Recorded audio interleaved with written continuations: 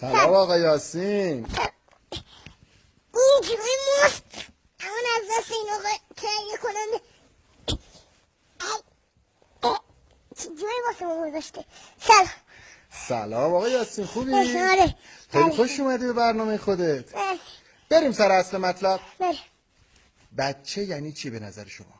بچه یعنی من اون نفس زندگی. مامان بزرگم میگه بچه همه زندگی بابا مامانشه. بابا بزرگم هم میگه بچه گوله نمک زندگیه.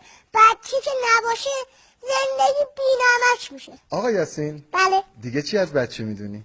بابا بزرگم هرچی رو نمیدونه منو میگیره بغل مچم میکنه، این شکلات بهم میده، منم سیر تا پیاز قضیه رو لو میدم میذارم کف دستش. اون وقت میگه حرف راست رو باید از بچه شنید. از بچه. خب آقا یاسین، بله.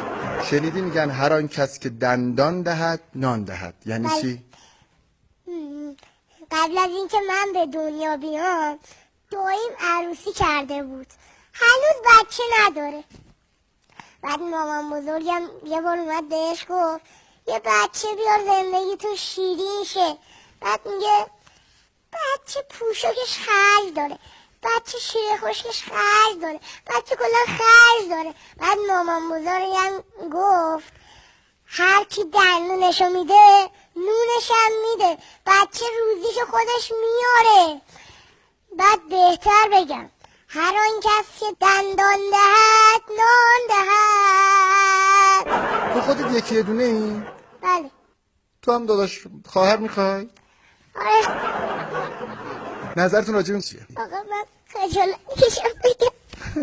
نمیتونم. نه خجالت نکش عمو.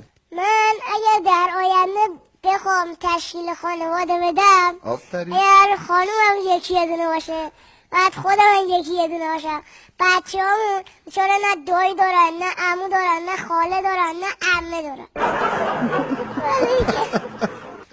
یعنی که شما اگر یکی دونه باشی خانومتون یکی دونه باشه در آینده بچه‌هاتون دایی و عمه و خاله و عمو ندارن، بیچاره بچه ها. خب آقا یاسین، بله. شما در مورد این مشکل با بزرگترها صحبت نکردی؟ با بابا مامان صحبت نکردی؟ چرا؟